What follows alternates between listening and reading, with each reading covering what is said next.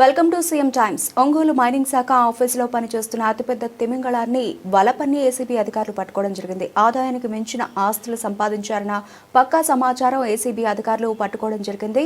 వివరాలకు వెళితే ఒంగోలు మైనింగ్ శాఖలో సర్వేయర్ పనిచేస్తున్న అబ్దుల్లా ఆసిఫ్ పై అతనికి సంబంధించిన వారి బంధువుల ఇళ్లపై ఏకకాలంలో ఏసీబీ అధికారులు దాడులు నిర్వహించారు.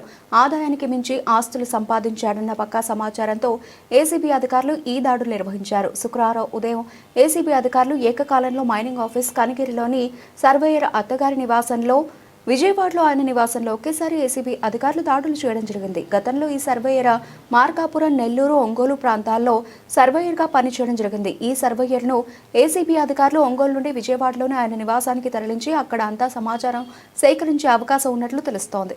సర్వేయర్కు మైనింగ్ శాఖలో పనిచేసే ఒక మహిళతో కూడా అక్రమ సంబంధం ఉంది.